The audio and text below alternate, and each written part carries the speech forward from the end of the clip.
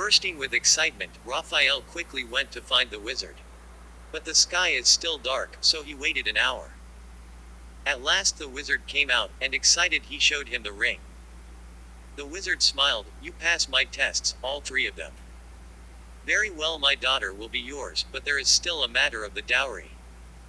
I did bring a dowry suitable for a princess. Gold. The wizard remarked. Picking up a rock, as you can see I can turn this into any manner of gold, silver, ruby or whatever. What use have I of gold? Temporarily Raphael was speechless. But the wizard smiled and said, No, I shall not make your life difficult. You have passed the tests, and my daughter loves you. All you need to do is leave something behind, which you hold dear, but not as much as my daughter. Your steed. Silvestri. Very well. It is a fine horse indeed, and I leave him in good hands, sir. Not, sir, I'm now your father-in-law. And yes, let's have you married and then the feast.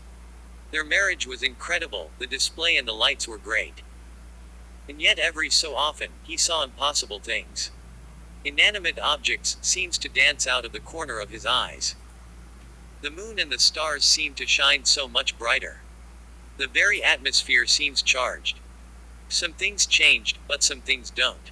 When it came to the part where they were asked, Are you willing to take her hand and be married for eternity?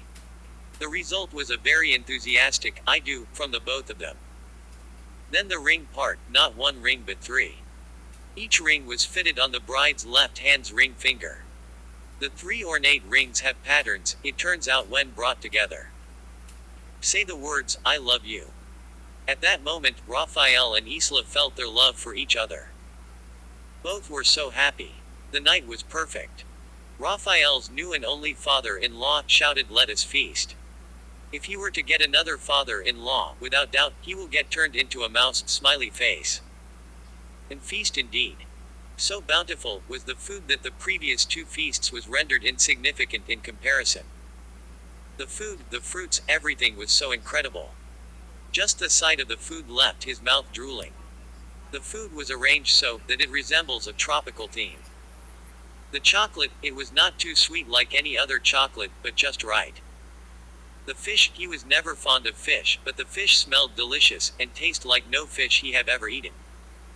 And there are food that he failed to recognize, but which taste just as awesome as anything he have ever eaten. But the best part is, unlike the previous feasts where his beloved was not present. Here she is. Isla, love of his life, was sparkling and more beautiful than usual. In her eyes, he could see love, happiness. And Raphael felt content. The food could be tasteless and it would still be a feast. That night as they went into their room together. Well, I shall not mention what went on behind the scenes. Epilogue. The next day, Raphael woke up to the rocking of the carriage. Beside him Isla said, So you've woken up, sleepy head. You've practically slept through the whole trip. Confused, Raphael looked out and was surprised to see that they are in King's Road. Going past Lancaster Square. Familiar place, they should be about half day's travel to get to his hometown. Feeling confused.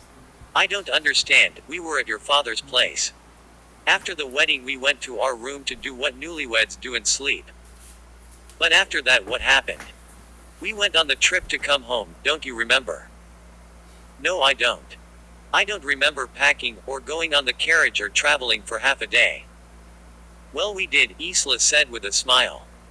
And afterwards you slept like a log. Why not just magic us all the way home?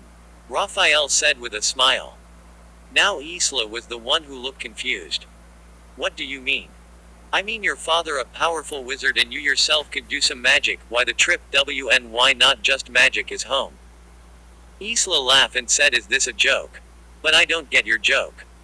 Raphael, a bit more serious now, said, I went to court you remember and there was this 3 tests, where I get transported to magical places and completed the tests. And we got married. Isla said with a laugh, Well, at least you got the married part right. You must have quite the dream, because before you slept, you knew my father is this regular well-to-do merchant, who was happy to marry off his daughter to a young nobleman. Now after you slept and wake up, suddenly my father is magic and I'm a wizard's daughter. She was still smiling but also said it with a touch of exaggerated exasperation. She was going to tease him non-stop about this. But it all feels so real.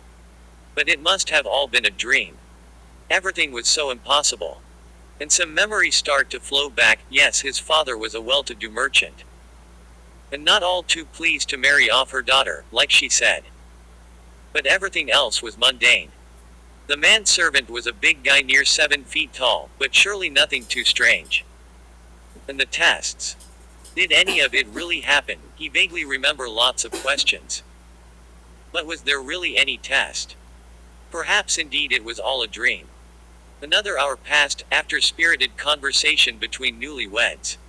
Isla eventually felt sleepy and it was her turn to slumber. While observing his sleepy wife, he felt contentment and yes, this trip was all worthwhile. He noticed the ring on her finger. It was a nice gold ring, but plain. Nothing ornate like the rings in his dreams. Some parts of the dream remained so vivid, and each ring how it looks remained clear in his mind. Instinctively he touched his pocket to feel for the 3 rings, and not surprisingly there was no ring. And yet there was something rectangular feels like a rock. Taking it out, it was exactly like the multicolored rock from his dream. For the next few minutes he could only stare and stare at the multicolored rock. The end. Asterisk